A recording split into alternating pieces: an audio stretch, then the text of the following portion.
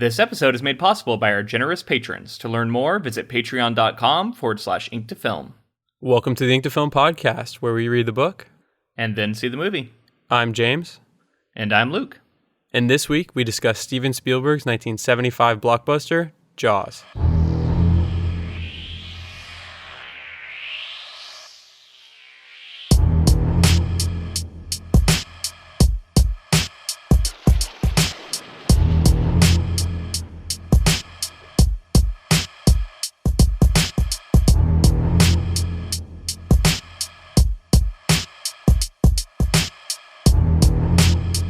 Here we are at episode 50.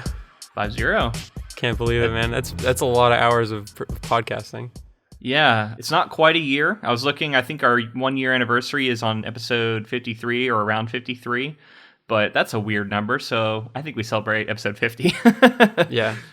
I mean, each of our episodes are about an hour plus, so you can probably safely say it's like somewhere in the vicinity of like 60 to 70 hours worth of podcasting. Yeah, and then a couple bonus episodes for the Patreon as well. Yeah, I think I've learned a lot over this last year. I think hopefully it's gotten better. I think so. I think we've improved for sure. Yeah. This is a great project to be on, I think, for our 50th as well, because this movie is incredible, and the experience of watching it after reading the book, I think, was really, it's just really cool. I wasn't even expecting it to be as different as it felt. It was like watching a different movie almost. It was crazy. Yeah, I mean, this is one of those movies that it's not as close to my heart as Jurassic Park, but it's debatable which one's better. But this one is like, obviously it came first, so Jurassic Park is probably successful because of this movie. But it's definitely one that's very close to me. And it's Spielberg who shaped our childhood, so it's a great one to do for episode 50. Well, and you love it so much that you decided to shave your beard and have the exact Quint mustache and sideburns. Yeah, unfortunately, I had trimmed up my beard on the sides too short to really have the really, really bushy sideburns. Perfect, man. You just got to get that. You just got to master that kind of like mumble but laugh he does all the time and cackle. Mm-hmm. And the song. Yeah. Oh, yeah. You just got to break into song a bunch of times, about the Spanish lady. Yeah. All right, God, so that character is so good. But do you want to do a quick look back? What's the first episode that comes to your head right now? First episode in all of the 50. Well, I mean, I'm gonna always hold a special place in my heart for those opening episodes with it, because that was our first project, and we had no idea what we were doing. And I felt like we were kind of like stumbling around in the dark. And so much of what we did just kind of like accidentally or just made a decision like, oh, we're going to do it this way. Like so much of that has affected what the podcast was going on. Like we didn't even like think about that we were setting this, the blueprint for how this podcast was going to go. But for the most part, we've stuck to that, I think. Yeah, it basically like we've perfected things here and there, but it's basically the same podcast all the way through. So I like that we tweak things and we continue to try to get better. Those episodes are great. They are funny because it is us kind of just like stumbling around and getting really super in depth to every minute detail, to where we had 5 episodes that were, hours, 2 hours long and stuff sometimes. Yeah, and I definitely, especially I think the first 1 or 2 episodes, you can tell how nervous, at least I was. Both of us were. I wasn't even comfortable hearing myself recorded, and I work in film and TV and all that, and like hearing my voice even in the background of like whatever stuff I was not comfortable with, and then 2-3 episodes in, it doesn't bother me at all anymore. So. Yeah, at least I don't know. I still don't really know how I feel about my own voice, but I definitely have gotten used to it more. Gotten to the point where I can hear it without just cringing constantly. Yeah. So hopefully that's a good sign. So I guess an episode that jumps out to me, first of all, every episode that we have a guest on has really been such a fun experience and bonding experience with somebody that maybe I didn't know or you didn't know, and it's really fun. Those ones jump out to me a lot. I really liked the Jurassic Park Emily Saveda one recently, and speaking of another one that I haven't listened to since we recorded it, but I really enjoyed our conversation on, and the movie was so great, was when Remy was on for the Annihilation coverage. Oh yeah, I think I actually have checked out that episode since because that movie's so cool, and like I wanted to kind of re-experience my initial, because I really loved it, seeing it. So I wanted to kind of I wanted to hear myself be joyous about seeing it. I guess, if that makes any sense. Yeah, I mean it's been great. The podcast has definitely opened up things for me and given me something to talk about at conventions I go to, and all sorts of stuff like that. So it's been very cool, and I don't know. I mean, we're really thankful that people listen, and that especially our patrons are helping us keep this thing going. And I don't know, it's just been really cool, and so it's so nice to see that people react well to it and respond to it.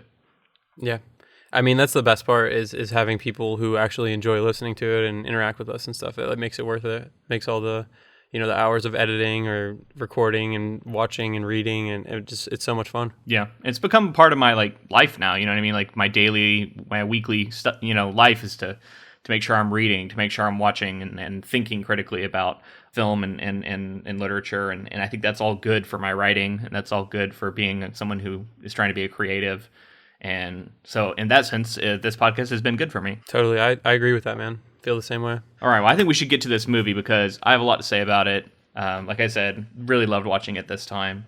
Yeah, well, tell me a little bit more about that. What was your experience? How was your viewing this time? So I have no idea how many times I've seen this movie, but it's a lot. More than Jurassic Park, you think? No, probably not more than Jurassic Park. Just because I used to own a VHS of Jurassic Park that I literally wore out until it stopped working, because I would watch it all the fucking time. Because I was scared of it when I saw it in the theater, but afterwards I just loved the movie and I kept watching it over and over again. So it's kind of like, I guess it's weird because that doesn't really line up, but I lost my fear of it after the initial viewing, and then I was just obsessed with watching it a bunch of times. Yeah. And then I think that's probably been pretty common, but it's up there because I feel like this is a big movie every year around the summertime, and it'll be on. I think most of the time I've seen it, it's been on like TNT or something, So it's not only you're also seeing like a cut up commercial version where certain scenes have been edited for content, and then also to fit time constraints. So I feel like I've seen a bunch of different cuts and versions of this movie.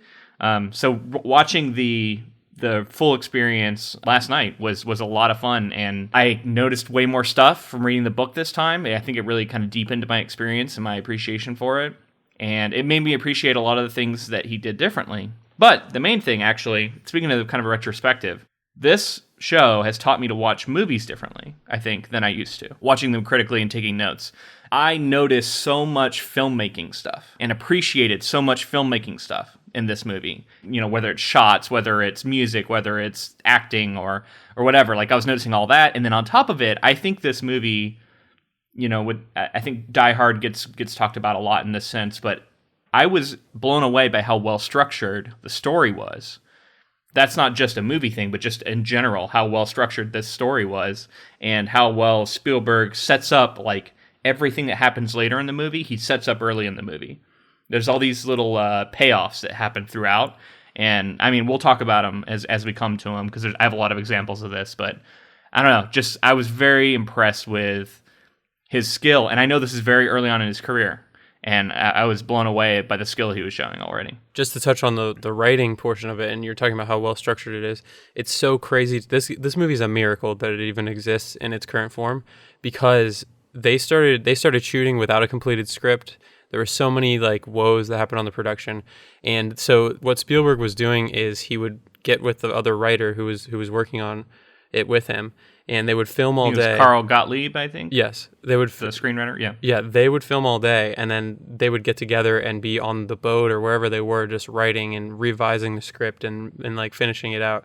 And it's just and Peter Benchley co-wrote the script too, so right. I know they all worked on it. Yeah. Yeah, so Peter Benchley worked on the script, turned in a script, and Spielberg kind of was like, okay, I like it, but I'm changing a bunch of stuff. And Benchley he didn't love that.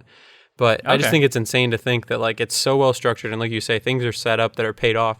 And to do that while filming, you have to either be shooting chronologically or get so lucky or just be thinking ahead of time in the right way or have certain things locked in. It's just crazy to think that this movie exists. With all the stuff that went on. I mean, I think Spielberg just knows how to tell stories, and I think, whether it's natural or learned or whatever, I don't know, probably a bit of both, right? Like a natural talent met with, studying film and being just a fan of good stories. And noticing, like, just being a fan of storytelling is different than studying it, I think, critically. And not necessarily in an academic setting, but studying it in some fashion and thinking about why it works. And that way you can pick it apart and replicate it. Right. And I see that in this movie for sure. And the other thing I want to say, this movie is so good and so groundbreaking that it basically launched an entire genre of movies, right?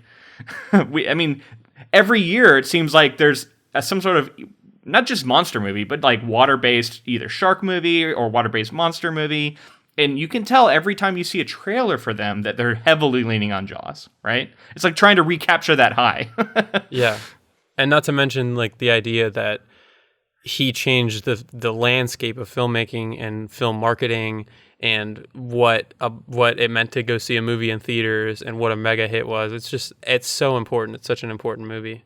And yeah, it was early on in his career, and I mean, it definitely launched his career into what it would become. And like you said, I think he is the student of film.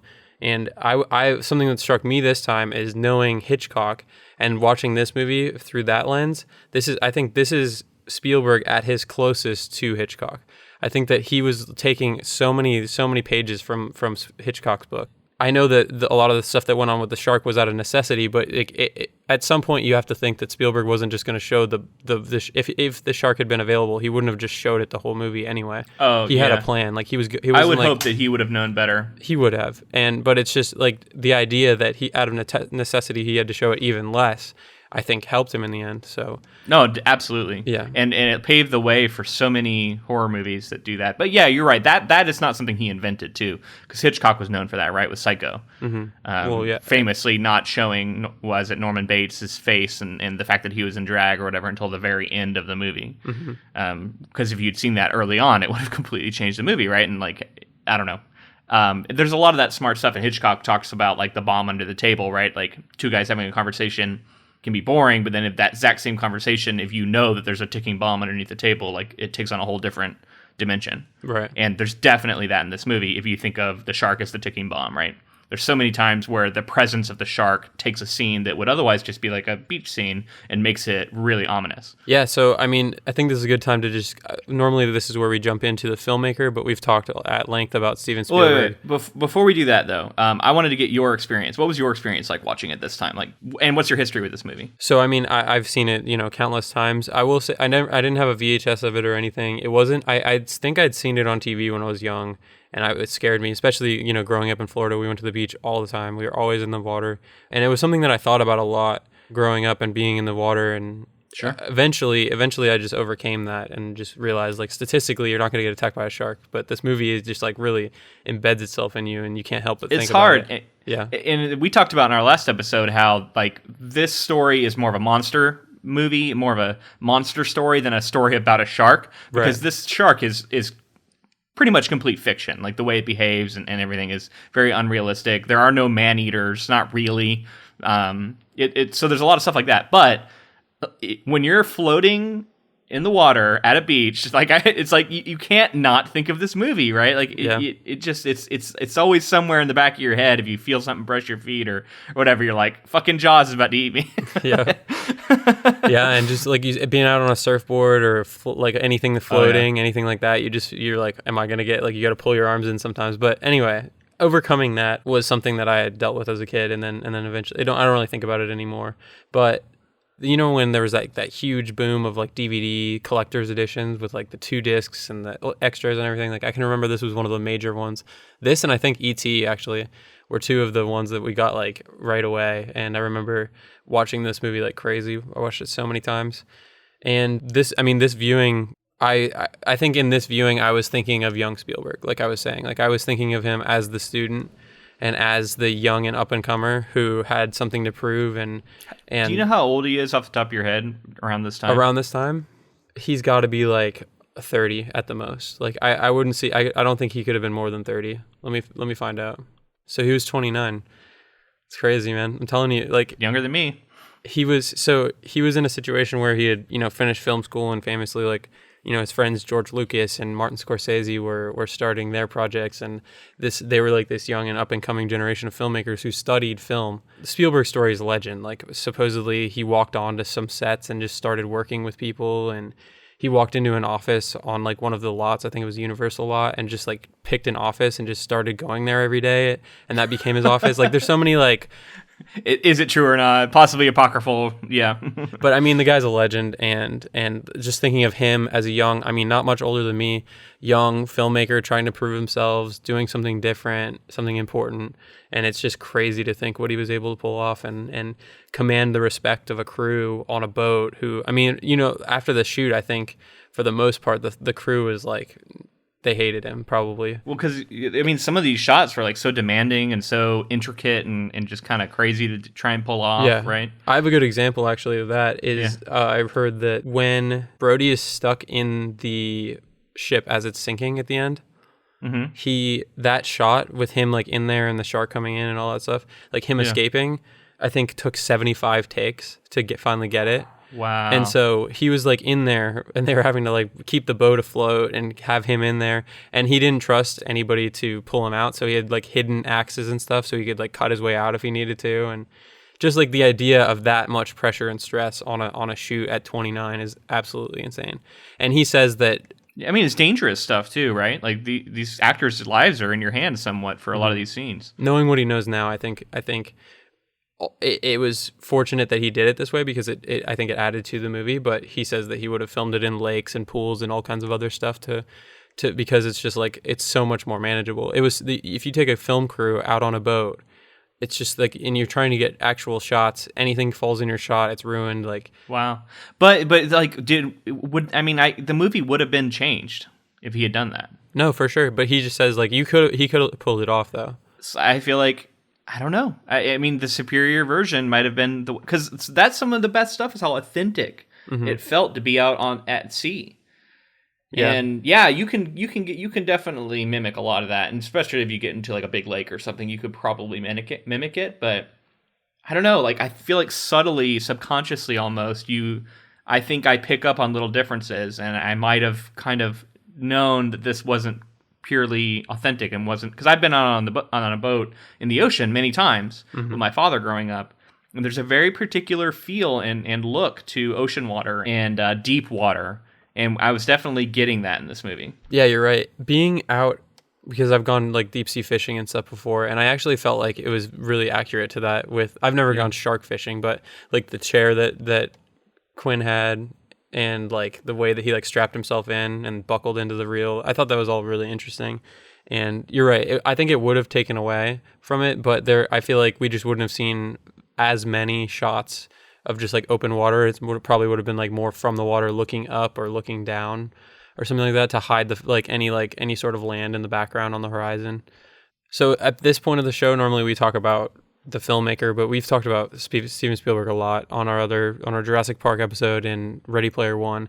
So I figured I would take this time to kind of talk about some of the production stuff that he ran into, and just the production of the film overall, some of the craziness that went on, because there's so much to talk about. Yeah, I've heard a little bit of this stuff, but I'm really interested to see like what I know and what is all new to me. So we were talking about how dangerous it could be out on the water, and there was an accident that took place on the set involving the Orca, and it was actually sinking. This is all some documentary about the making of Jaws. Director Steven Spielberg began to scream over a bullhorn for the nearby safety boat to rescue the actors. John R. Carter, already up to his knees in water on the sinking Orca, held his tape recorder up over his head and screamed, "Fuck the actors, save the sound department." During the accident, the film camera was submerged, so its film still submerged in seawater, so it was assumed to be ruined. However, it was realized that they could pull it back out and develop it, and it was flown to a lab in New York, and technicians didn't lose any of the film. So you think some of those, is any of that in the movie? Presumably, yeah. I mean, probably, because But it's crazy to think that like the sound guy, because basically like the actors can swim is kind of what the sound guy was. Everybody's like really focused on their department. But it's just funny to think that like the actors can swim and the safety boats will get there eventually. But like the equipment, like it goes down, it's game over for that stuff. I see. So okay, so that's maybe why you said that. Yeah, but it's just crazy to think that like you're 29 years old and this like huge group of people that you have to coordinate. All the stuff's happening, and then the boat starts sinking. Like boat starts sinking. Worst case scenario, man. Just some other stuff I have that I would like to say about the movie. It's the first movie to reach $100 million mark in theatrical rentals. It was the highest grossing of all time in the U.S. until Star Wars in 1977. I've heard of that movie. Yeah. It was, I mean, it's insane to think that this movie had that kind of impact, because we think of, Star Wars as the staple of massive movies now, and just to think like that's the thing that had to take this insane. And speaking of impact, I've always heard that Alien was basically developed as Jaws in space, and you can feel that when you watch it. And I love Alien, one of my favorite movies ever. I wish we could cover it on the podcast, but it's not based off a book. I feel that so much. Like there's so many projects, so many films that I'm like, oh my God, if only we could cover this. Like other Spielberg movies that aren't, maybe there's a way in the future we can find a way to do something, but we'll figure it out. Maybe if people are interested for like our bonus episodes, sometimes we can do things that aren't necessarily books. I like that. But yeah, so I'm just like the fact that Alien owes a lot to this movie, and I was thinking about that while I was watching it and noticing that. In so many movies, but it's just really cool to see its legacy. Like a lot of the films, the good films that have based themselves off of this movie or learned a lot from this movie are some of my favorite movies. Yeah, it's awesome. So Peter Benchley liked how cutting the subplots from the novel allowed for characters to be fleshed out properly. Yeah, well, that's good. Yeah, because that's true. And some of those subplots completely were like a distraction, I think, and don't really fit in this story, in my opinion. This story is so tight. Like the structure of it is incredible. It's cool to it's going to be funny because I have another fact about Benchley later, but it's cool to think that he realized like, oh, cutting these useless subplots that didn't add very much really tightened up the story and allowed, I mean, we'll get into the character development that we get for these characters that we didn't necessarily get in the book, but I think he's definitely right, and Spielberg was correct in doing that. I'm going to make a weird Scotch comparison that's going to go over, I don't know, maybe go over some people's heads, but still, I want to make it. Go for it. So I feel like when you write a novel, it's very much like a single malt being developed in Scotland for Scotch, right? In that it has a lot of this kind of like singular focus, singular flavor. Maybe it's really complex. It's got can have really rough edges sometimes. But if you get a blend, where you blend a bunch of different whiskeys together, you can kind of round it out, and maybe it won't be as unique and different, but oftentimes it can be something that the masses will enjoy more. And I think that process can happen a lot of times with adaptations, where you have this more singular rough thing that the author wrote, and then you get it in a room with multiple writers, and you get a director, and you get all these people's input. You kind of sand off all the rough edges. Not always, but often you get this version that, if not better, it at least is will appeal to more people. Mm-hmm. I think that there's also an interesting line there, because you also want there to be, you want these films that are more your single malt, more focused, like somebody's vision. Yeah. And I think those are coveted, because the things that are typically, sometimes you can run into situations where too many cooks create something that's too bland, and it just becomes. Well, and you have that happen with whiskey too. Right. So yeah, over blended. That's what I was going to ask you. Is typically is blended seen as inferior to single malt? No. In fact, I mean, this is totally a side, but I mean, some whiskey snobs will tell you yes, but in general, a lot of your blends like Johnny Walker aren't necessarily that interesting. Whereas Compass Box is making their own blends, like Spice Tree and Peat Monster, anyway, that are really incredible, like works of art, and they're blended. So you can't really paint it with a broad stroke. You know what I mean? Yeah, I get that. I like to get my education for whiskey and Scotch through you slowly. I'm gonna seep out some of that knowledge. And I recommend drinking a Lafroig or an Ardbeg, some salty Isla when you're watching Jaws. I think it would be appropriate. Yeah, it sounds good. It's my whiskey pairing of the week. That'd be cool to get into that, to make that a feature on the podcast. So let's talk about these sharks, these crazy contraptions that were made for the production of this movie. It's funny because I noticed this. I feel like this is one of the first times where I really noticed how fake the shark is in a lot of the scenes, but it still looks good. Mm-hmm. Like, even as I'm looking at it and going, that thing isn't moving, it's definitely stationary, getting pulled through the water. Mm-hmm. You like, there are times where you notice it's very still and rigid, and that looks kind of unrealistic. But it's only because I've seen the movie like a million times and I'm really looking for it. I remember it's completely convincing when you're just caught up in it and you're not paying attention to all those things. I mean, and many of the scenes still are. And I think that's the marvel behind it. And I think like there's a lot to be said for the editors in this case, because it's like you keep that for another second or two and you run into a situation where people are like, that's clearly fake. But they were able to keep it where it's like, there's a lot of plausibility there where you're like, this seems like it could, like you're willing to give them the benefit of the doubt because it's entertaining and you're enjoying it. And you can tell that they definitely use like stock footage and like actual footage of sharks too, occasionally interspersed. And it was a nice little bit to kind of show it moving, because if you never saw it moving in that way, it would have been unconvincing. So I think the actual shark footage was definitely needed. Definitely, I thought that added a lot, and specifically with the cage, there's a shot where there's a live shark over the cage, and it's so you're like that sells it for me. Because it was that's definitely thrashing real. And rolling, and I was like, "Oh my god, this adds so much." Which actually, I felt kind of bad, because I know that is like a shark that's actually getting like tangled up in this shit, and it's definitely not a shark that's attacking a cage as much as a shark that's gotten caught in it. Right. I've seen videos of this where like they'll be interested in it, and then they'll get caught up in it on accident, and then they kind of flip out. Mm-hmm. And that's when they can damage the cages, not normally because they're trying to eat the person inside, but just because they're curious about it, and then they get like something caught on themselves, and then they kind of like, you think about like your dog.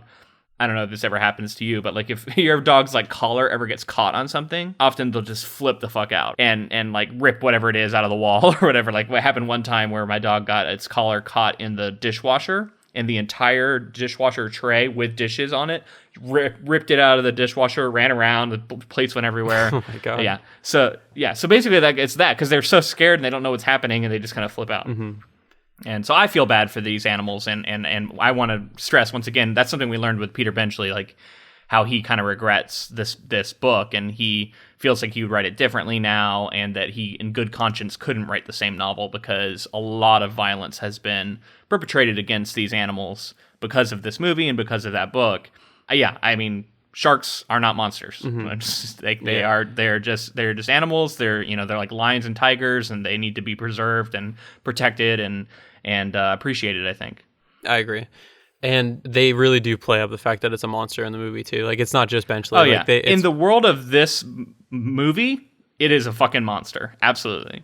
Yeah, and I'm okay like kind of suspending that part. You know what I mean? Like, I can just accept that in this universe there's a man-eating monster in the water, and the mayor's insane for wanting people to go out and like actually go in the water, whereas like in real life that's a pretty sane thing, because yes, it's not hunting people. Yeah. We know that now about sharks. So his position was pretty reasonable, but in the universe of the movie it was completely unreasonable. Yeah. So these prop sharks, there were 3 of them made, and they were mnemonic. There was one that was like a sea sled, which was like a full body prop with its belly missing, so they could like put it through the water and you could see over top. Drag it through the water. Mm-hmm. Those are some great scenes. Yeah, and then there was one that was a left platform and a right platform shark, so you could be on the left side or the right side of it to operate it as it's going through the water, so that you're hidden from camera. You're on the opposite side of the camera. Okay, yeah, I see, yeah. So were they dragging it through the water? I think so, yeah. For some of it, depending on what the shot was. Yeah. Sure. And then the third, I'm assuming, is like the big head with the snapping jaws, right? Probably just mostly a head. I don't think that was a full... I think there was like more than these 3, but these were the 3 that were like sea sled sharks. Okay. This is a super famous story that apparently has been kind of debunked at this point, but the first day the model shark was used, it sank to the bottom of the ocean. The story goes that it was never tested in the water, but from what I understand, it was tested in the water, but just wasn't tested in salt water. So when it got in the salt water, that's when it got all messed up. So on the first day of shooting, one of them sank to the bottom of the ocean. And it took a ton of maintenance, and it was really hard to get down to it. Speaking of it sinking, they chose to shoot in Martha's Vineyard, which you're going to be visiting soon, and I was fairly nearby. Actually, I was very close to Martha's Vineyard recently, and I was like along the coast. The city looks just like the one that we see in the movie. I talked about that on our bonus episode, but I got accepted into the Viable Paradise Writers Workshop, which is a highly competitive fantasy science fiction genre workshop, and so I'm very excited about that. But one of the cool things is it's held on Martha's Vineyard in fall, so I'm going to be going there in October, and I'm definitely going to be looking for like familiar things from this movie, because just watching it like made me really excited to go there. Like I don't know, I just love a lot of that. Like you could tell it was filmed on location, right? Like, and a lot of those scenes you could see a window behind them with like the sea or something, and you could tell that that's not, you know what I mean? That's not some sort of like effect. Like that's a real, that you were in a real house shooting this stuff kind of thing. Yeah. I mean, it's incredible there, and I think that you should try to find photos, like stills from the movie, and see if you can recreate them with your phone. Supposedly there's like I think it's the bridge that he runs across, maybe. I don't know. There's like a Jaws bridge, supposedly, that's very prominent that people go to and visit. Cool. So maybe it's the one where like the shark goes underneath while he's running to his son. I think that's probably the bridge. That'll be that cool. They're talking about. I'm going to look forward to seeing those pictures, and you guys can find them on Instagram. I'm sure Luke will post them everywhere. Well, assuming I can get away enough to do that, because I am going to be doing the whole workshop thing. Sure. But I'm arriving a day early, so that would be good stuff to do like the day early. Maybe I can get around and get some of that. We'll see. So they chose Martha's Vineyard because even 12 miles out to sea, the sandy bottom is only 30 feet down. So they were able to retrieve the sharks and do all the things that they needed to do relatively easily. You could tell when they were having the last encounter and he swims down and hides, that I was like, oh, that water's actually not that deep, right? So yeah, you could totally see that. So just one other thing that I wanted to talk about is Richard Dreyfuss and Robert Shaw, and like their relationship on set was not great. Okay, was it really? Yeah. So first, Richard Dreyfuss was tested and cast at the suggestion of George Lucas, who had just worked with him on American Graffiti.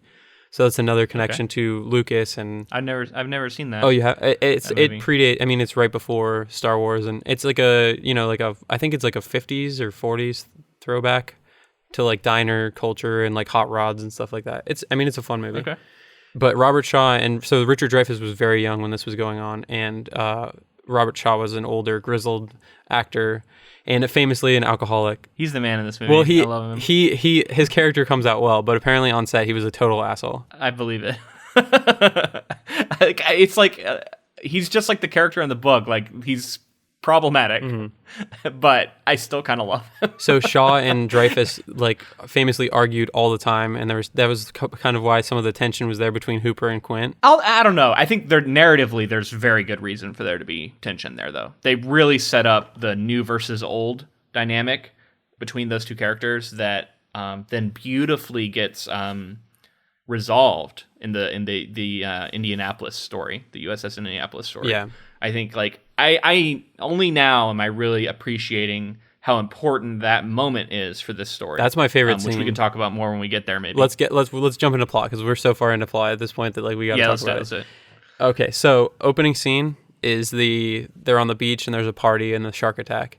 It's an incredible scene. It's crazy. It's very effective to get you scared of the shark. So iconic, too, the way it's filmed and the music and how the music represents the monster. But then also one thing I wrote down is that we've talked about this, I think, on another Spielberg project, maybe Jurassic Park. But this movie's rated PG. Yeah. It says at the beginning, rated PG. And I'm like, how is this movie? And then I remembered that PG-13 was basically invented for Steven Spielberg movies, where it was like borderline, maybe not good for children, but not quite a rated R movie. And that was not a rating back in 75. So it was PG. I think it was a rated R film, and then they had to pull there's more like bloody and like severed body part scenes, and they pulled a bunch of those to make it under the R rating. Interesting. So this is a crazy anecdote about this shark attack scene.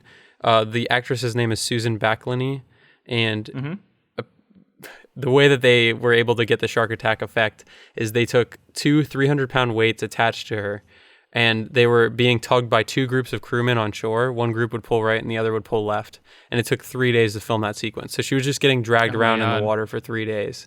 And naked. And also people, like, there's a lot of, like, conspiracy. I don't know if it's even conspiracy. There's been stories that have been told that she was, like, a lot of the pain that she's in is real pain. and like she potentially broke a rib, but she's later denied all this stuff. But those were some of the stories that were coming out of that, which if that's true, that's insane. That's completely fucked up. That's not okay. Sure. And then the next scene, we get Brody waking up with his wife, and he gets a phone call and goes to find the body on the beach. There's 2 phones, and he picks up the wrong one. I thought that was interesting. And the only thing I can think is that it must have been a thing that like one phone went to the mainland, and the other one was maybe like island to island calls. Oh, nice. Yeah, I see. I thought it was like work related. I thought one was work, one was personal or something. Maybe it could be that. I don't know. I thought I could also see it being a thing of like, anybody on the island calling each other uses one set of lines, and then if you call off the island, you have to use a different phone. That makes sense to me. I think that would make sense. So the scene where they find the arm with all the crabs and everything, apparently Spielberg felt like the prop arm was too fake, so they ended up burying a crew member with only her arm exposed, so it's actually like somebody's buried under there. Nice, man. That's a good call. It's a cool detail, yeah. I mean, and it looked real, so it worked out really well. Those crabs, man. I was getting strong Indiana Jones vibes from those crabs. Yeah. Like that's a big thing for his Indiana Jones movies, like the swarms of creatures, snakes and spiders and stuff. Yeah, rats. There's some of those scenes in every one of those movies. I thought it was interesting too that his son like cuts his hand or has been cut, and we can see how protective he is. I've been thinking a lot about character introductions for the novel I'm writing, and I noticed that every one of these characters is just expertly introduced. And from the jump with Brody, we see that he has a sense of humor. We see that he's a family man. We see that he's protective, and we also see him staring out at the sea. And we see him being a chief and being protective of kind of the city as a whole. And we see what kind of guy this is, and just immediately established. And then, yeah, I think the son having blood on his hand, he's cut himself.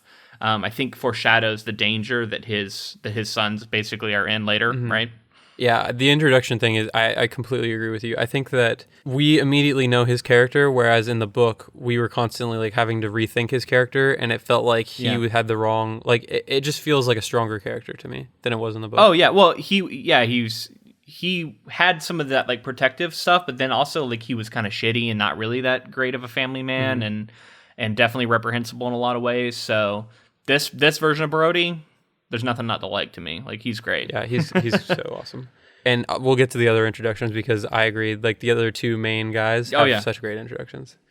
So Brody wants to close down the beaches now, right? Because there has been an attack, and he's running around and buying the equipment and the tools and everything and the materials to close down the beaches, and he runs into the mayor, and the mayor says that the beaches are going to have to stay open because of the summer rush that's coming in. And this is another moment of like something I noticed because I've been paying attention to filmmaking. That scene on the ferry while they're talking about this stuff is brilliant. It's so dynamic. There's so much going on behind them while they're having this conversation.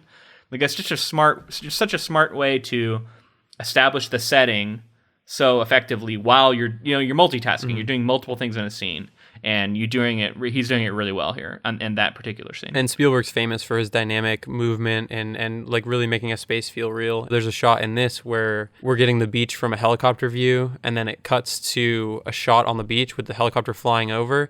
And just thinking of the fact that like you have to coordinate those shots to make these things feel so dynamic and real, and to create this realistic space. And so just to have that shot in there, they had to coordinate a helicopter flying over as the actors were acting at the perfect time, and it's just that attention to detail that elevates film. Yeah, and then when they were, I think the next scene is they're on the beach, and Brody has been convinced to not close the beach, but he's super nervous about it. And there's so many things he does in that sequence.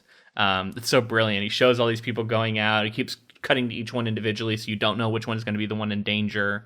And then Brody, kind of like peeking over the guy's shoulder, comes to talk to him because he has to keep his eyes on the water and reacting to every little sound, and all awesome. And then it pays off with that. And I want to talk to you about this technique, that famous scene where the camera pulls in on his face when the shark first attacks, but simultaneously stretches out the background while it's doing that. That's got to be like a technique that people know how to use, right? Or do deliberately. I mean, yeah, this is like a very famous technique that like any film student will tell you about. So it's an Alfred Hitchcock reference, basically. I don't think he's not the originator of it, but he made it famous with Vertigo. So what it is it's a dolly zoom. So what you're doing is you're dollying either towards or away from your subject, and at the same time zooming in the opposite direction that you're dollying. So if you're pulling away on the dolly, you're zooming into your subject. What you're getting with the Spielberg one is it's closing in, right? So like it's like his world, the background is closing in around him, and it's like this crazy moment, and it's just it's in so much now. And what's cool about that too is that mimics a real feeling I think all of us have felt in real life, right? Mm-hmm. Like I don't know about you, but I feel like I've had moments where I felt like it's like blood rushing to your head, right? Yeah, it's like a weird effect of something. Tunnel vision. Some sort of crazy high-stress moment where it feels like things are stretching and being weird like that. Yeah. I don't know. Even if it's not, like, it feels like something real to me. Like something I've really experienced. Yeah, it's very effective. And dolly zoom is something that, like, in my whatever feature film I direct eventually, I'll have a dolly zoom in it. Even if it's something subtle and smaller than that really quick one, it's just such a cool thing that you can do in camera. And that kid dying is so important for this movie too, because it establishes, like we talked about this with It, like it establishes that children can be in danger in this movie, because often children are not in danger, right? Like that's like the thing, like you're like, no, they're not going to harm the kids. But when you do that in chapter 1, you establish that children can be in and are in danger in this book, and similar for this movie, when we see that kid go down on the raft, all of a sudden his son's being in real danger is very realistic. Do you want to mention That's Some Bad Hat, Harry? That's Some Bad Hat. Actually, somebody eventually made a production company. It's called Bad Hat Harry. Yeah, and that's the little line it says. I forget what show. There's some show I used to watch where it would say that at the end of every episode. Yeah. You'd hear that little line, "That's some bad hat, Harry," and I didn't actually realize it was from Jaws until later. I watched it again. I was like, "Oh shit, that's that line I've heard a million times." It's a very random line. There's definitely some like really oddball lines in this movie that stand out like that. Mm-hmm. There's another one. It's not as famous, but it just always has stuck in my mind. It's later, but there's a guy asking what sort of shark it is. And then Hooper says, "That's a tiger shark." And then he goes, "What? What?" Yeah. A what? Like the way he says it is just so comical and like ridiculous, but I love it. That was his moment. Know. He needed to like, really nail that.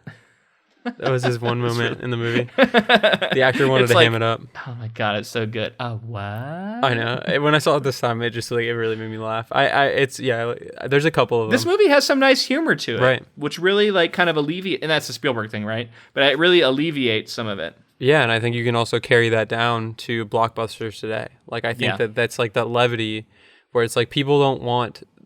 Okay, now I'm not going to generalize, but it creates a different kind of movie. It's a different kind of movie when it's all serious and no moments of levity. But you're absolutely right. Like Marvel is famous for this, right? Like the moments of what's it called, bathos or whatever. Like the moments of levity interspersed with the drama that like some people could argue maybe cuts the tension too much. That's why I think it is a fine line to walk. But I think in this movie, it's done brilliantly to where it is just a little bit of like relieving some pressure.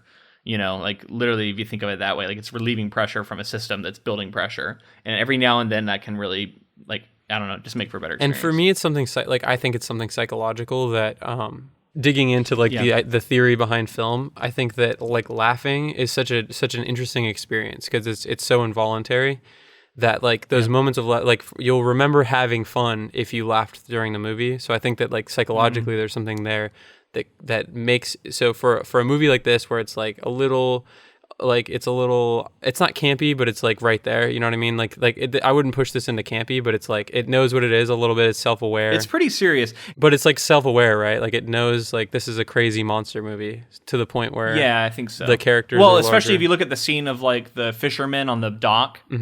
That is absolutely a campy scene, right? Where they're like, "That's my wife's roast," and then he's like swimming, he's like, "Trust me, don't look back," and like all that stuff. Like that's very self-aware, right? So I think that's like there's something in that like I think like allows people to say, "Oh, I can have fun in this movie, and this is a fun movie," and remember having a good time. So the next character introduction that happens in my notes, at least, is Quint with the nails on the chalkboard, which we have to talk about. Yeah. Amazing scene. And it reminds me of another thing that I noticed was cool in this movie is there's a lot of scenes where there's characters talking over each other, and it feels very realistic to me. There's a lot of, it happens later with the mayor where Hooper and Brody are trying to convince him at the same time, and they're talking over each other and almost like unintelligible. And like I love it. I don't know, it's very realistic. So everybody's talking in this room and he scratches on his nails and then he's just this fucking like He's Ahab, ripped out of the pages and brought to life. He's so over the top and just awesome still, though. And like he's also he's the embodiment of like Chekov's gun, because we know as soon as we meet Quint, that's the guy that this movie has to go to eventually. Like, we're going to get him eventually. They have to hire him. He's the end game for this movie. And they put it in there. It's 20 minutes in. I looked to see, because we had talked about when does he get introduced. 20 minutes into the movie, they show you this is the guy that we're going to have to turn to. And they set it up right there. So we always in the back of our head know that that's kind of the end game, right? Yeah. I mean, and I love that introduction. It's great. It's amazing. It's like you said before. It's become like a character, right? It's like a archetype that where it's like this is like the seafaring old gentleman who's been through it all, and like an old sea dog who's like pretty rough around the edges and mysterious. He's mysterious here, and I love that in this version of the story, we really get to understand him in a really deep way, which I definitely want to talk about later. So. The next little bit is Brody is at home, and he's like looking at shark attack survivors in the books and seeing some injuries, and I think that ratchets up the tension a lot, and that makes it's like you're seeing that as the viewer and thinking like, oh, that's like really, it looks very violent, and it's foreshadowing again, especially the shark attacking the boat. Right, that is definitely foreshadowing things that happen in this movie. Like, the structure is just amazing. It's just so smartly done. It's so smart. And speaking of like structure and characters, the next thing that happens is the town has put a bounty on the shark, and everybody's coming to town to hunt it, and all these fortune hunters are in town. And Hooper comes up on a boat, and his introduction with Brody is amazing. And I want to hear your thoughts on it. We learned so much about that character. I mean, he's polite, but he's also sarcastic. He's also charming, but kind of unassuming. So we just learn so much about him, the way he's kind of well-groomed and well put together, and he's got high-quality gear. You can tell he's kind of an intellectual. His interaction with Brody is just awesome, because they're very friendly with each other before they even know who they are, and then they kind of learn who they are, and they're both really excited to meet each other. Brody, I love the way Brody really respects his expertise. He's been wanting that, and he's really excited that he's there. And then we see that change a little bit. That dynamic changes a little bit when they go to do the autopsy, because all of a sudden Hooper is like in charge of that scene, and he's like telling Brody not to smoke in here, and he gets really worked up, and but we see that he also has another gear where, especially when it was related to sharks and maybe things he knows a lot about, he can really like turn it on and take the lead, and I think that's very important for this character too, because he's got more than one side to him. He's multifaceted. So to me, it sounds like Quint is your favorite, but Hooper's my favorite, man. I like Hooper more than Quint, even though I love Quint, because he's so good, man. It's like he's such a charismatic character, and Richard Dreyfuss just absolutely kills it through the whole movie. I mean, I'm not going to argue with you. He's great. Yeah. He's great as well. All three, our three leads are all awesome in this movie. And yeah, I do think my favorite's probably Quint. But I'm not going to argue with you. I think the only thing that makes me want to say that Quint is better is just that the Indianapolis story. No, we'll get there. I want to talk about that. So the town catches a tiger shark, and everyone reacts thinking it's the one that's killed everybody, and the beaches are opened up again. And what? Oh, what? It's a tiger shark. Oh, what? Oh my gosh. Yeah, and basically Hooper's just like, we need to cut it open so that we know whether this is the one that killed people or not, because I don't think that the measurements match up. So I thought the mayor was being crooked, like he is in the book. Probably just influenced by the book, but he seemed like he was being super shady. But the movie, I think, wants us to believe that he's just kind of incompetent and kind of dumb, and like blind to the danger. Maybe a little bit greedy, but more just because he's like wants the town to prosper. But yeah, we don't get the mob angle, that's for sure. The mafia, like we got in the... We don't need that in this movie. I couldn't remember if it was in there or not, or it was hinted at. Yeah. And maybe it is still. Maybe there is still, like, that could be going on and we just don't know. Yeah. So, meanwhile, I think that night, two men use a roast as bait on the dock, and they look like the entire dock gets ripped off, and it's like hooked into Jaws, the shark. Well, and that also, structurally, it establishes the immense strength of this shark. We see it rip the dock apart, we immediately are going to go, oh shit, what's it going to do to a boat? And I think the thing that Spielberg did expertly because he couldn't use the shark, is these floating objects throughout. Like he's using the dock that's like you know where the shark is because of the dock, and it's so much scarier. You don't know the size of it. But it's even scarier because you know it's actually ahead of it. Right? Because it's being dragged behind it, so you're like, you don't know how close it actually is to you. Well, the scariest is when it switches directions. Because it's like you think it's so far away because, like you said, it's ahead of the dock, but then it switches directions, and you're like, "Holy shit! It's so much closer to me than even the dock is." It's already on its way back. Yeah. It's so good, and just like throughout, the floating objects, I think, are what sell this movie. That and the score, and we should talk about the score because John Williams is I don't know how many times we have to say it on this podcast, but he's like the composer of composers. He's incredible. He's created everything. And I think this is like the major one that launched his career into what it would become. Yeah, hats off to him. So Hooper and Brody they find the shark and they cut it open, and they don't find the remains that they're looking for. So they realize that it's still out there. So they've both been drinking, and they jump on a boat and they go out on the waters, and they find an abandoned boat. And Hooper's like, I need to dive down and check it out. And he dives down and finds like a ripped open hole with a tooth in it, and he's looking at the tooth and. With his flashlight underwater, and then he looks up into the hole, and there's that famous jump scare where the body floats in. Yeah, actually makes like a crazy noise, like it screams almost at him. Like worms coming to the eyes and stuff. It's pretty unsettling.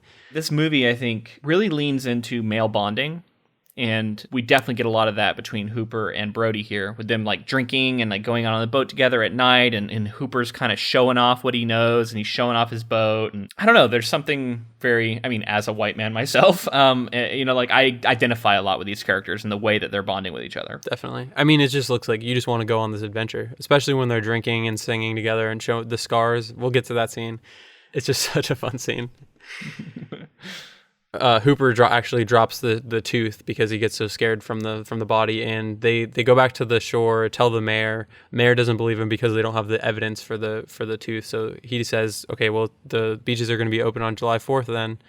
And July 4th comes, everybody's on the beach, and there's like this montage of people being dropped off at the beach, and the beach is being crowded. Nobody's going in though, even though there's like this patrol of police and everything on the boats and stuff. And then the mayor convinces people to go in, and then tons of people end up in there in the water, and there's some kids messing around with a fake shark fin, which distracts everybody from the real attack that's about to happen. And Brody's kid is out in the water, and the shark like attacks this guy who's in like some sort of small boat. His kid goes into shock and like it has to go to the hospital. And this is the first time we see the shark too. And this is we see it in the water, but we see the prop itself. Mm-hmm. I looked because I stopped it because it was right at the midpoint. It's like literally at like 1 hour. It's exactly halfway through the movie before we see the shark. It's just solid storytelling and holding back things. It works so well, and I'm glad that he waited this long to even show the shark, because just thinking about the size of it is so much fun. So this is when Brody's able to convince the mayor to pay Quint to hunt down this giant shark. Real quick, right before that, he's talking to Ellen, and I wrote down an exchange they have because I thought something that I think about a lot is dialogue, and how brilliant this dialogue is because it's loaded with subtext and it's done so quickly. So I'm going to read it to you verbatim. This is their exchange. Want to take him home? Then Ellen, back to New York? Then Brody, no, home here. And they kind of look at each other. And the subtext behind it is them talking about, like, are we going to fucking move from this place and get out of here? And then Brody saying, no, home here is defiant. And it's saying that regardless of all of this, we're going to make this work. And so there's so much going on, like, in the subtext of that conversation, but that's literally that's like 10 words is all that is. It's crazy how small amount of that, like, there's such a small amount of dialogue that can say so much. It's just pinpoint accuracy with the dialogue, like you're saying. It's crazy. Well, and it's realistic because people don't say everything they mean. You know what I mean? People often do speak to each other in subtext, especially someone like a wife who you have a lot of this shared experience with. Really, really smartly done. So Brody and Hooper meet up with Quint, and they hire him. God damn it! So the meeting in his like it's like his shop with all the like shark teeth everywhere, and like the grin that's on Brody's face is he's like, we've come to the right guy. But then he's just like, Quint keeps being more and more aggressive and like insane. God, it's so good. And then I love Hooper's the old versus new. This is when it really kicks in, right? Like Hooper trying to like just kind of discounting. He calls it like his working man hero, you know, shtick. but then like Quint grabbing his hands and going like, you got a city boy hands, and like it's so good. Like, and I think there's like their arc is all about this like slowly building mutual respect for each other too.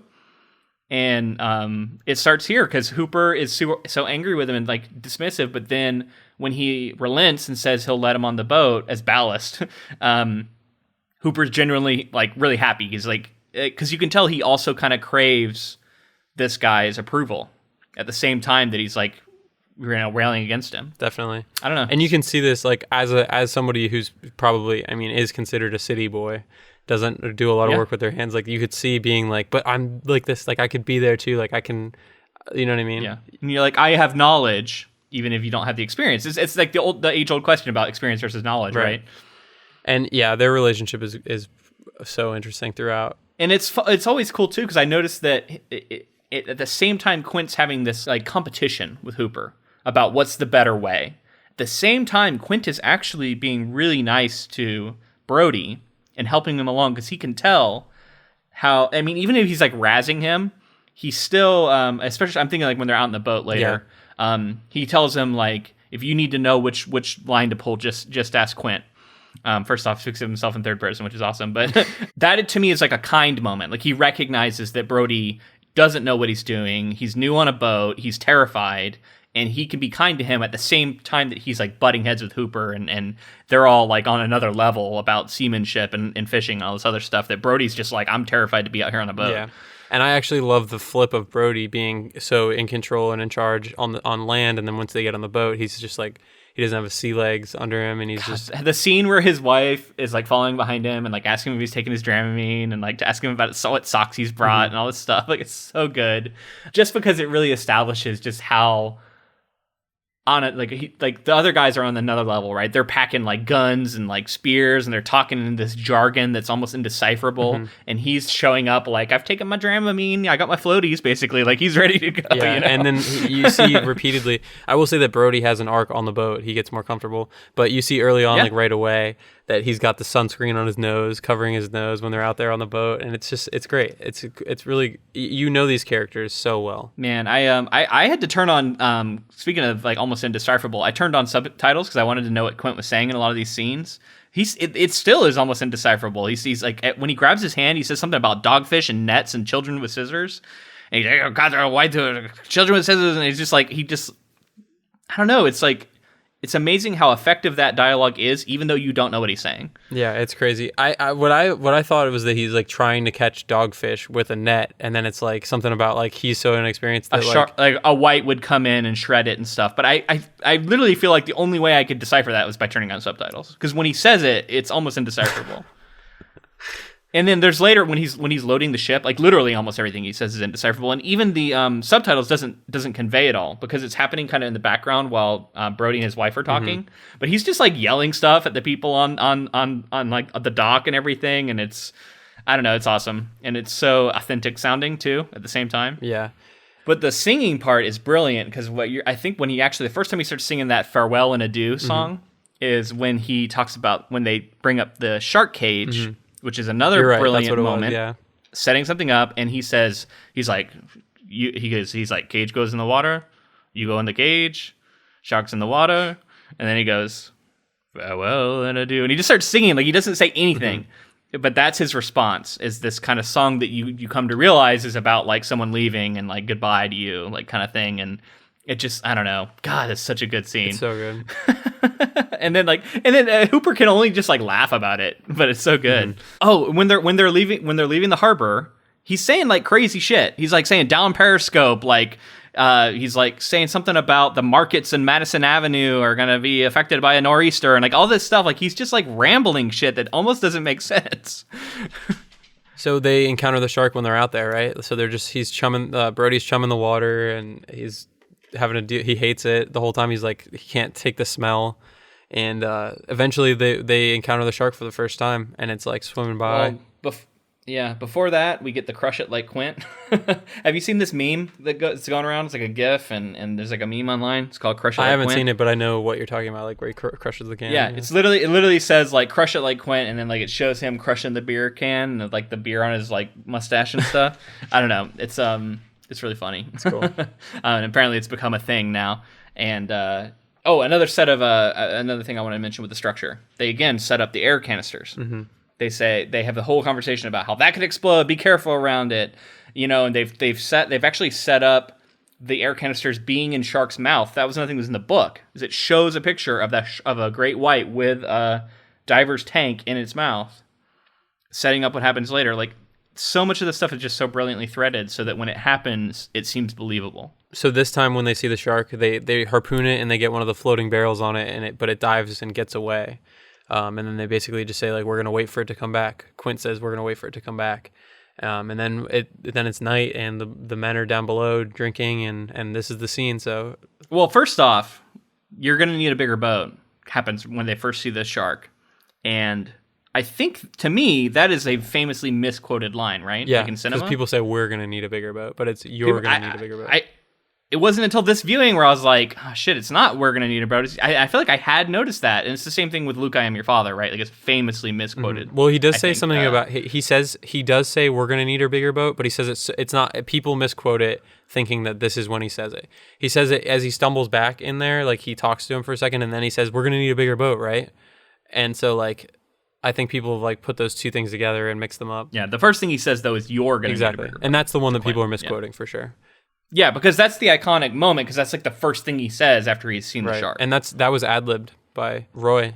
That's awesome. So that was like something where he just came up with that, which is like, I think it's one of the most iconic ad-lib. People talk about like, what are the most iconic ad-lib lines? That one's always in those lists. It's nighttime, and I think at first it's just Hooper down there, right? He's drinking, and then Brody comes down, and then Quint comes down after. Maybe, but yeah. So that scene.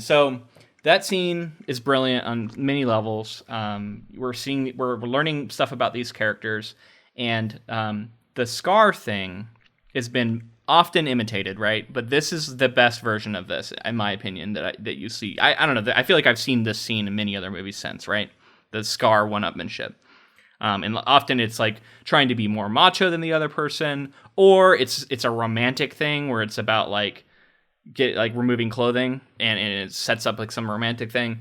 But for these guys, it's a kind of a bit of everything, because it is almost romantic, because what they're actually doing is it's like a metaphorical lowering of defenses, and they're kind of like showing each other their scars and showing each other what they've been through.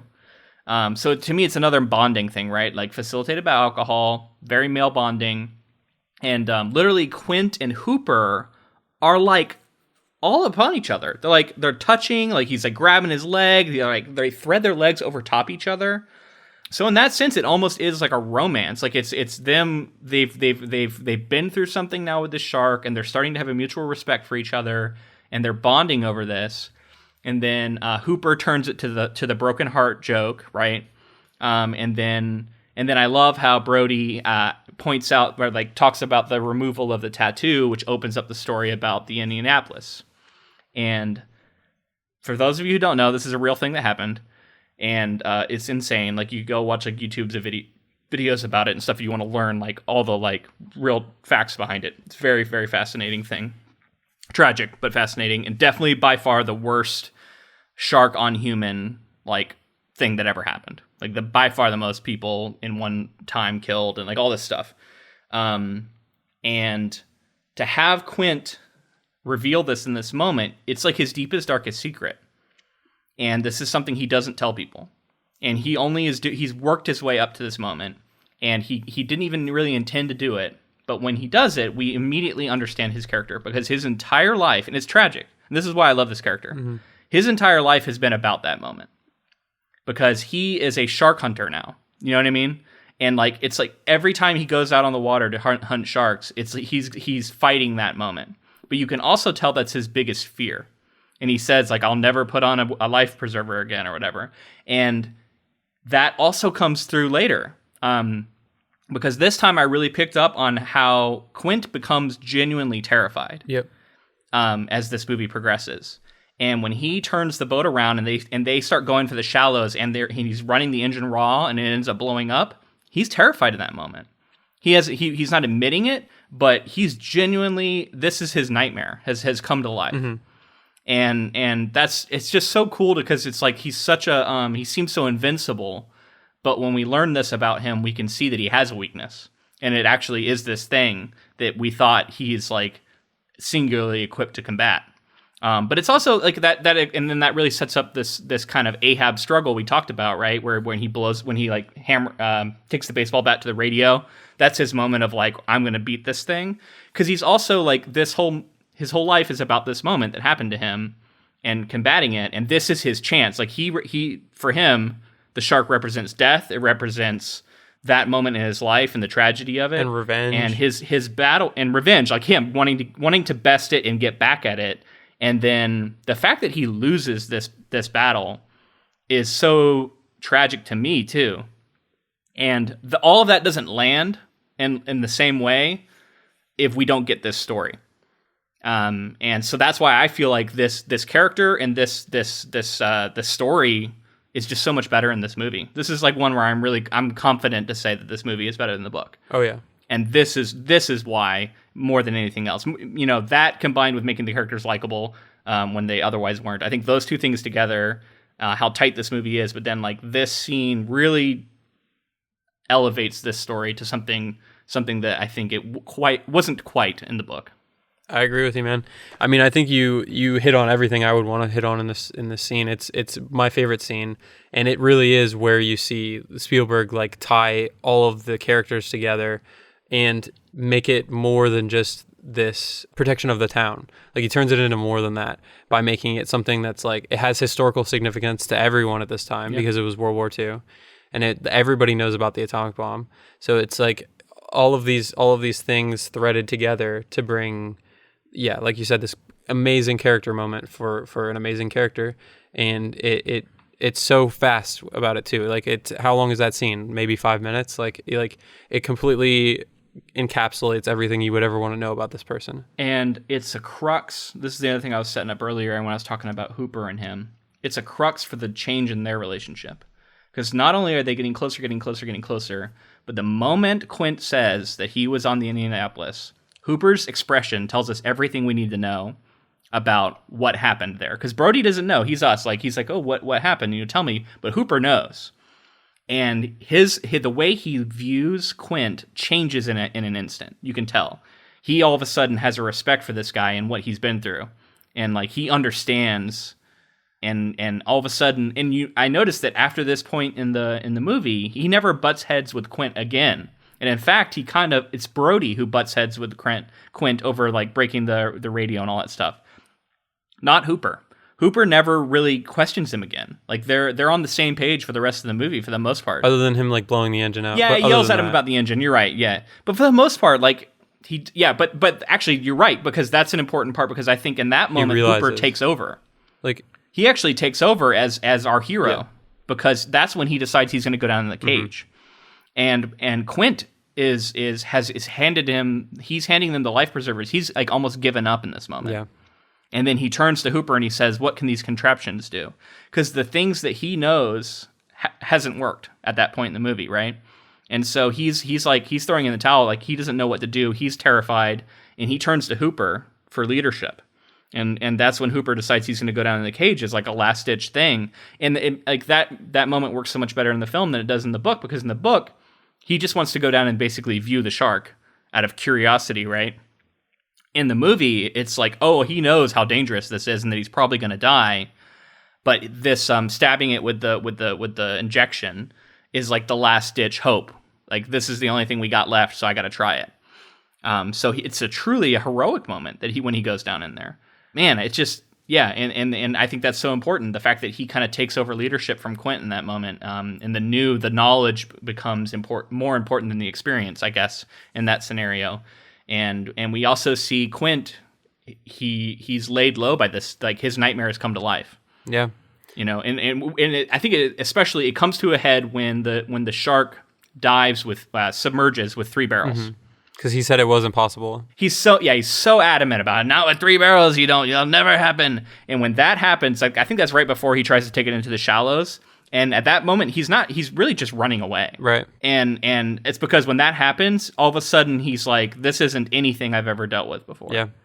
So I mean, I don't know. It's so good. Yeah, it's amazing. As you could tell, it worked me up. Like I had so much notes about this. Like I was so excited to talk about this stuff because it's so brilliant. Right. And this is the part. This is why this movie is incredible. Right. This is the second half when they're on the water. We need the first half to establish the characters, establish the setting, and get motivation and all of that. But this second half is why this movie is legendary.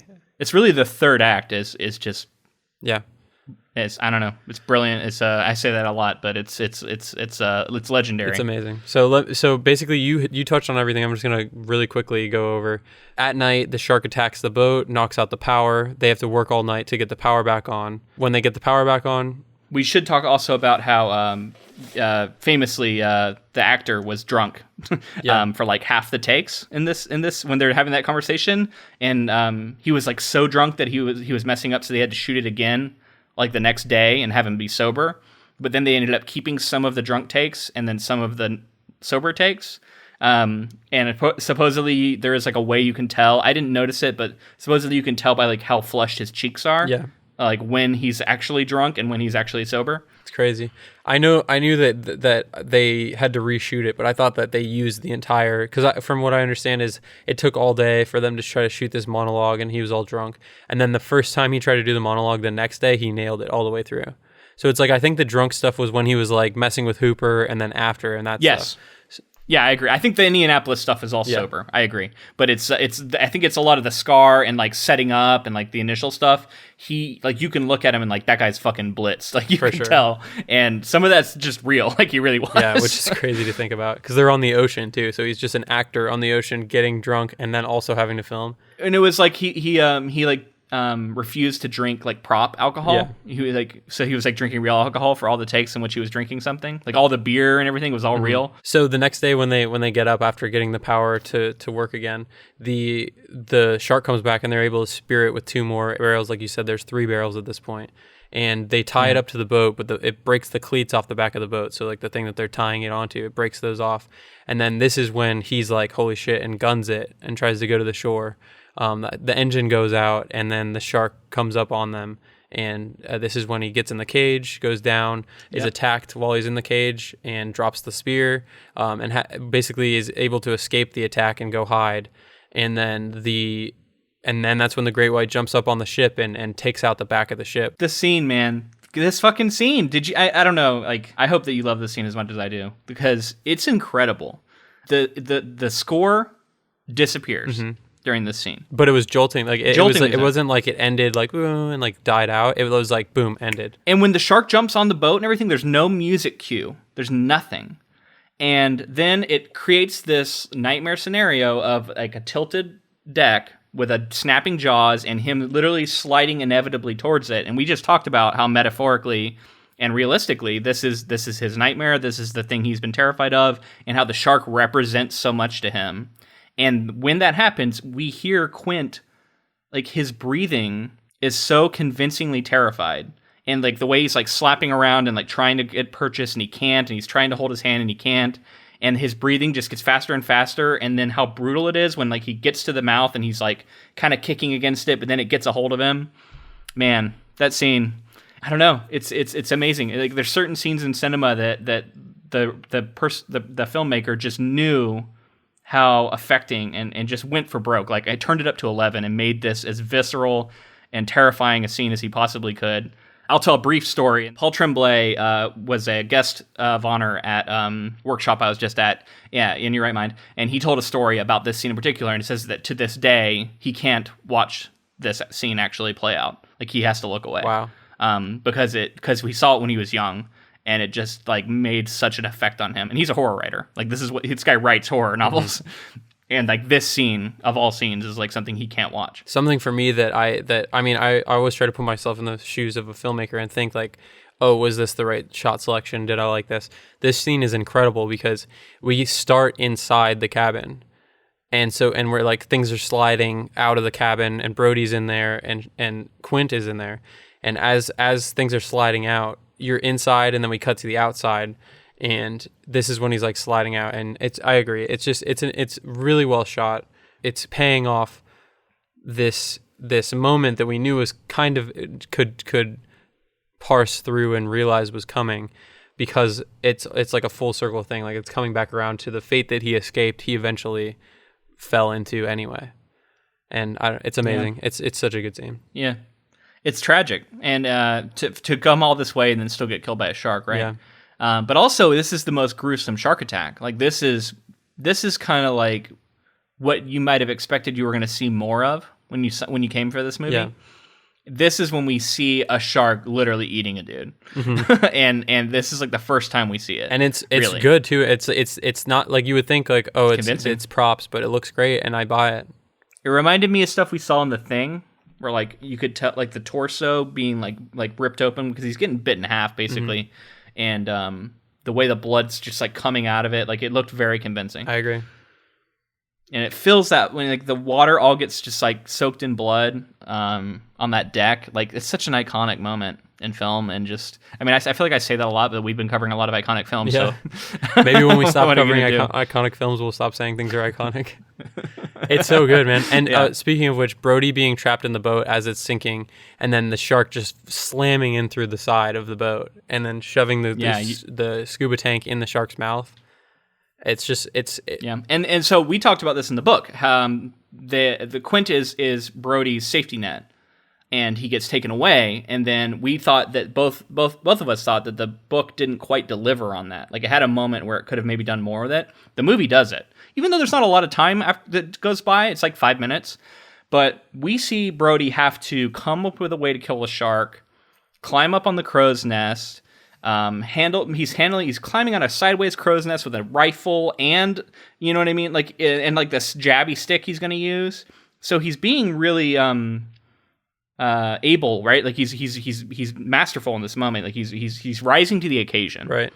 And he takes on, like, because Hooper's gone, Brody's gone, both the experts are gone. It's just Brody now, and it's him versus this shark, and he comes out on top, you know, and I think it really allows him to have his moment to shine. Definitely. And it's like I said, it's that full, he and even it's made even more impactful at the end when Hooper reemerges from the water and then they're on the raft pushing towards the shore, and he says, "I used to hate the water."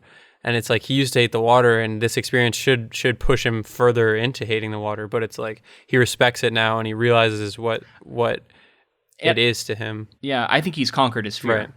It's kind of the opposite of Quint, because Quint came up against his fear and lost, but Brody came up against his fear and won. So I think at this point, like I don't know, like why would you, like there's nothing left in the sea for him to be afraid of. Like he just conquered it. You know what I mean? Like at that point, he's like he's good. Like he's golden. And then and like it's great. It's a great ending, and I'm so glad that Hooper didn't die. Apparently, originally he was meant to die even in the film script.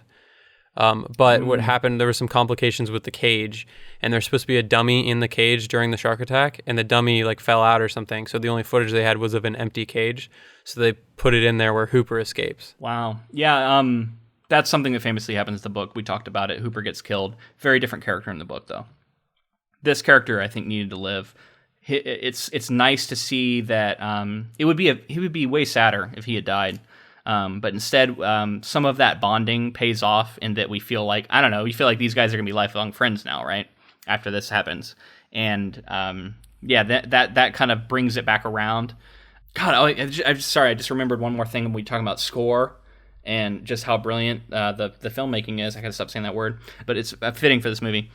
When they shoot the third barrel, when they're shooting I think it's the second or third barrel, the music all of a sudden turns to this like high adventure, and everybody's smiling, and like Hooper's happy and Brody's yelling, and they're like shooting at it, and the movie is telling you with everything it can, like this movie, like they've got it on the run, they've got this thing on the ropes, like they're gonna win, like this is exciting, this has become a movie about besting this monster, and like everything's gonna go fine, and then it all goes to shit, right? Yeah. So you set it up to where when the fall happens, it's even more dramatic.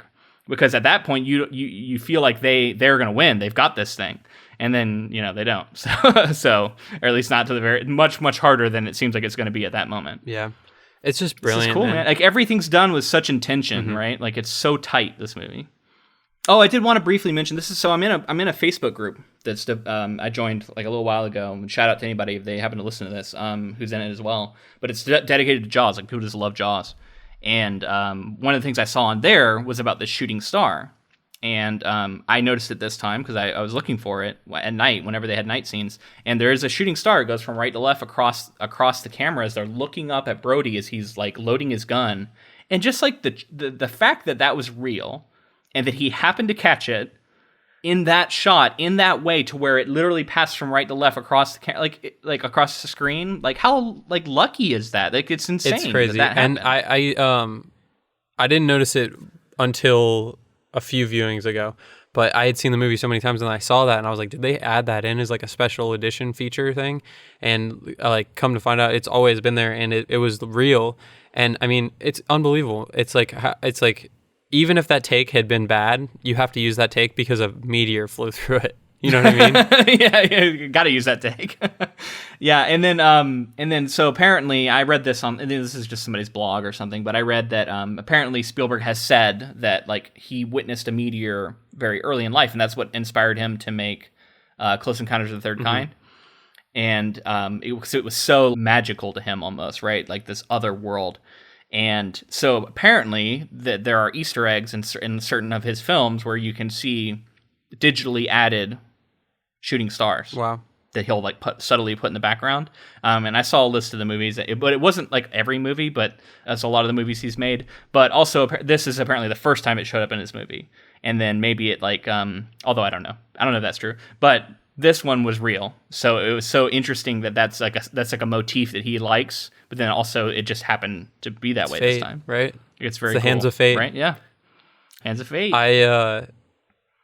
I'll be interested to see what other movies he has as shooting star. And I also want to say that Richard Dreyfuss in this movie makes, as soon as I finished it, I was like, I'm watching Close Encounters of the Third Kind soon because I just absolutely love him in that movie too. And great Stephen Spielberg. And not necessarily a companion piece to Jaws, but like same filmmaker.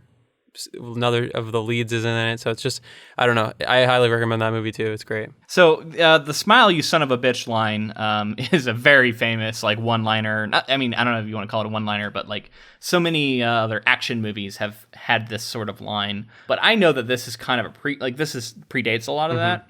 But I don't know. How did it strike you? Does it seem too cheesy, or does it seem so this kind of thing does bother me if it's like a whole movie of this kind of stuff. But I think sometimes it's earned to I don't enjoy it when it happens usually.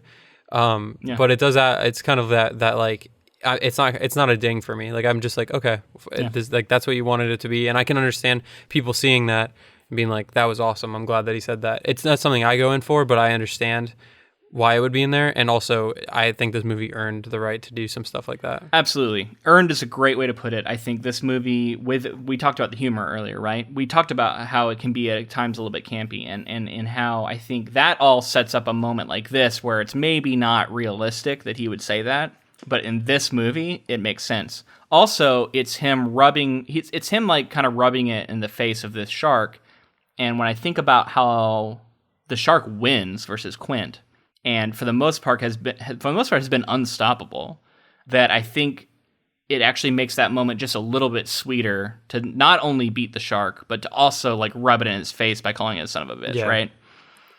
Yeah, I don't know. I agree. I think it works for this movie. So before we go, I have something I wanted to tell you about the writer, Peter Benchley, and kind of his time on set.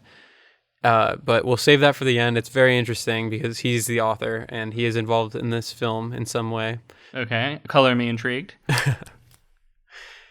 So this week we wanted to thank our patron, Colton B. He's actually a friend of mine. He's over on Watch Review Repeat, which is a great podcast. I highly recommend you check it out. I've been on there before, and I know in the future we'll be working with them. So yeah, check that out, and thank you to Colton for being a patron. Yeah, thanks so much, Colton. It's been cool to see that their podcast started around the same time as ours, you know, so it's always going to be fun to see how they progress and how they change over time as well. Yeah, so actually they just had their 50th episode as well, so happy 50th to them. Yeah, happy 50th to Colton and Andrew. So if you'd like to connect with us, you can reach out to us on social media, Facebook, Instagram, Twitter. We're on all three, at Ink2Film. You can also send us an email, ink2film@gmail.com. Give us some feedback about this episode. Did you enjoy it? Was there anything that we missed that you'd like to talk to us about? I'd definitely love to read more about this movie. You can tell I really liked it. So, feel free to connect with us. We'd love to talk with you. And if you also wanted to help us out, you could leave a rating or review on iTunes or Stitcher, Google Play Store, wherever you listen to the podcast. That really helps us out and helps other people find our podcast, so we'd appreciate that. Also, thank you to Spark and Optimistic for the use of our intro and outro music. And with that, I think it's time for me to tell you about Peter Benchley and his time on set. I'm ready. Did you know that he had a cameo role? I did know that, actually. I read that. He was like the interviewer or something? He was on the beach. He was like the news correspondent. Oh, the guy who says like this community has been terrified by a shark? That was him? Okay, cool. Yeah, that was him. And also, he was on set helping with the writing and things like that throughout. And he was so upset by the ending that Spielberg was going with that he had to be forcibly removed from set. Wait. So he was upset by them. What part of it? Spielberg, you know? I think it's the exploding shark thing, like a lot of that stuff. He was like, no, and he was not having it, and they were like, get him off set. So he was really behind his like Ahab moment, I guess. He really wanted that, huh? I guess because so. in the book, Quint gets pulled down, like his body gets pulled down by the shark as it dies, as it just like succumbs to its wounds. Very different. So I just thought it was interesting that he was on board with a lot of the changes and then completely like physically against the things that were happening crazy, at the end. Man. It's so, I mean, like, it's so rare that an author is on set like that. But then, maybe that's one of the reasons why not to do it. He's going to make himself make a scene about some change. Like, yep. Yeah, anyway. Cool. I like it. We do want to announce our next project, which we probably should have done earlier in the episode, but oh well. We're going to be doing Sharp Objects by Gillian Flynn. I think is how you say her name. I'll look it up before next time. Maybe Gillian Flynn. Not really sure.